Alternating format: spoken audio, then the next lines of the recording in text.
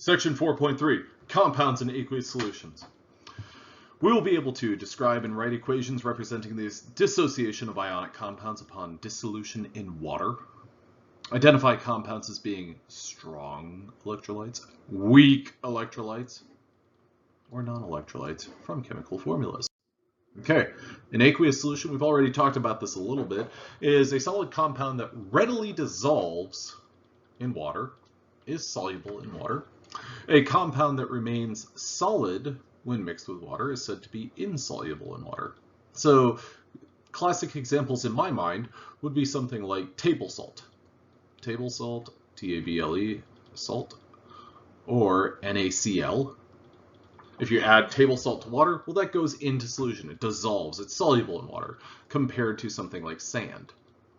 Sand is SiO2, silicon dioxide. Okay. The notation that we use is this AQ, which we've already talked about. And if something is insoluble and does not dissolve, we use this S, indicating that it is a solid. Ionic compounds in water, many reactions happen in aqueous solutions that would not happen if the same reactants were mixed as solids. One reason is that dissociated compounds are more mobile than in the solid state, and therefore more likely to bump into each other. So simply by proximity, reactions are going to take place given the opportunity to. Another reason relates to how ionic compounds behave when dissolved in water. Okay. Now, sodium chloride as an example. Ionic compounds dissociate into individual ions and disperse among water molecules. NaCl forms separate Na+ and Cl- ions surrounded by water molecules, and these are known as hydrated ions. One thing that I'd like you to recognize about this is if you're talking about table salt, NaCl that has not been added to water, you use this S state to indicate that it's still the solid. But then as soon as you add water to it, well then, now all of a sudden it's dissociated. So we say AQ. And truly what that's showing is we've got sodium ions floating around and we've got chloride ions floating around. They are, as long as they are in water, they're not going to come in contact with one another. Or if they do come in contact with one another, it's just like a, hey, how's it going? See you later. Electrolytes are aqueous solutions of ionic compounds that can conduct electricity due to these mobile hydrated ions. If you've ever seen the movie Idiocracy, there's a common thing that's said is that electrolytes are what plants crave. And that is true because plants do indeed crave electrolytes. Humans crave electrolytes, but a better definition for what are electrolytes is that they are aqueous solutions of ionic compounds that can conduct electricity due to mobile hydrated ions. Electrolytes are substances that, when dissolved in water, conduct electricity. Ionic compounds are known as strong electrolytes because they dissociate 100%. I'm going to switch to the highlighter and highlight that. Ionic compounds, strong electrolytes, dissociate 100% to produce solutions that conduct electricity. You might be looking at that saying, well, dissociate 100% rather than what?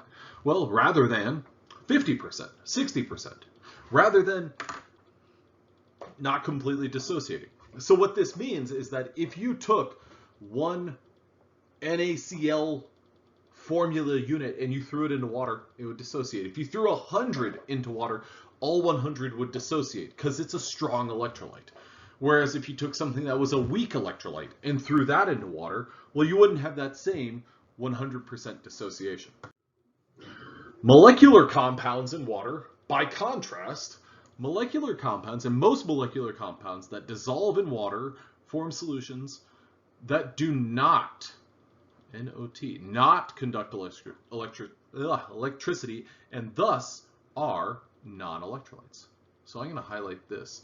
I got my eraser tool, but I wanted my highlighter tool, and I'm going to highlight this in red. Molecular compounds, non-electrolytes. Think those two things go hand in hand. Non-electrolytes dissolve as individual molecules, so they don't break up. Acids are examples that are a little bit of an outlier because they are molecular compounds that ionize when dissolved in water to produce solutions that conduct electricity. So HCl, for instance, dissociates into a hydrogen ion and a chloride ion. Strong acids ionize 100% and are strong electrolytes. So lots of these terms are kind of, they're very closely connected with one another. A strong electrolyte dissociates 100%. A strong acid dissociates 100%. Thereby it's been a long time since I took a math class, well, math class in general, but I'm thinking of, I think that's an algebra. The associative property, if A equals B and C equals B, then A equals C. Or maybe that's the transitive property. I can't remember. This isn't a math class, though, so we'll move on with our lives. But those terms are interconnected and closely connected to one another. Okay, here are your 7 strong acids that you do need to know. HCl, HBr, HI, HNO3, HClO4, HClO3, H2SO4. These are the strong acids. So what does that mean about everything else that is an acid? It's weak. That's all there is to it. By comparison, every other acid is a weak acid compared to these acids. So what do we know about all of these acids? As strong acids, they will 100% dissociate. You have that separation, that ionization, that H goes off and Cl goes off, H goes off and Br minus goes off. These are all strong acids. Weak acids are weak electrolytes. Okay, so what does that tell you about, let's say that there's 10,000 different acids. Well, we know our 7 that are our strong acids. That means more than 9,900 acids are weak acids, because weak acids, basically every other acid is a weak acid, and therefore is a weak electrolyte. So weak acids ionize only partially in water. Okay, now strong versus weak acids is something that you're going to get into a lot more in Gen Chem 2. But this is a very important thing to remember. Weak acids are basically all of your acids, with the exception of those 7 strong acids. Okay, weak acids dissolve mainly as molecules with a small percentage of ions. So weak acids form solutions that conduct electricity only slightly and are weak electrolytes. So most acids are actually weak electrolytes. There's 7, however, that are strong electrolytes. Okay, bases. Base. Strong bases, weak bases. Strong bases are ionic compounds containing hydroxide ions. Do we know what a hydroxide ion is? Yes, we do. We do. It's right here, OH minus. So NaOH, strong base. These are going to dissociate 100% in water. These are strong electrolytes. Weak bases are molecular compounds such as ammonia. So NH3, for instance, is ammonia. That is a weak base. These react with water to a small extent to produce hydroxide ions in water. And weak bases are weak electrolytes. Electrolytic properties of various types of compounds. Strong electrolytes. Strong bases, strong acids, and salts are all good examples of strong electrolytes. Weak electrolytes, you got your weak acids and weak bases. Non-electrolytes are your molecular substances. Okay, who wants to take a guess that on the next slide we've got, well, a list of different compounds and we're going to be asked to organize them or label them. Lo and behold, there we are. Okay, so what do we have here? We've got, oh, this tells us. Okay, sorry, I didn't read the steps. Classify the following water-soluble substances as strong electrolytes, weak electrolytes, or non-electrolytes in an aqueous solution. Okay, sorry to address the elephant in the room, but this says weak base. Oh yeah, pause if you want to do this on your own. A weak base is a weak, weaky, I don't know how to spell sometimes, electrolyte.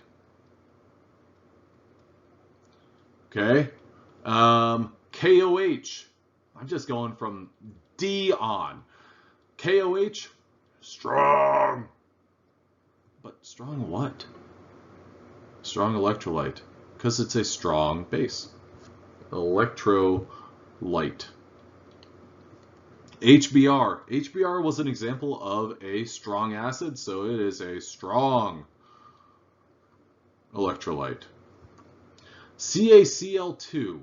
Okay, back to the top. CaCl2. Okay, what do we know about CaCl2?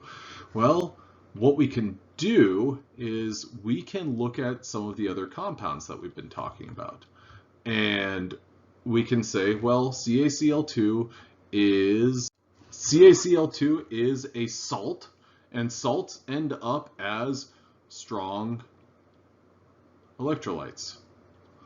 Okay, now this doesn't end up as a strong acid or a strong base, but it is a salt, so we're going to go ahead and classify it as a strong electrolyte. C6H12O6, glucose. That is a non-electrolyte. This is a molecular compound. Electrolyte. Electrolyte.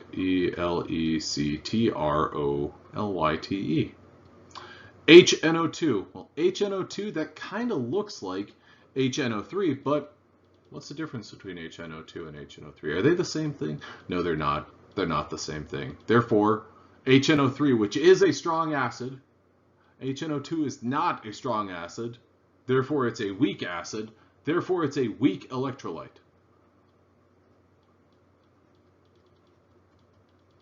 Okay, so there we go. There's our classification. Now we'll proceed onward.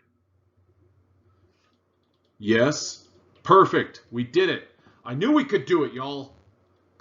So that wraps it up. Go back to that table that goes through your strong electrolytes, weak electrolytes, non-electrolytes. If it's a strong if it's a strong acid or a strong base, it's a strong electrolyte.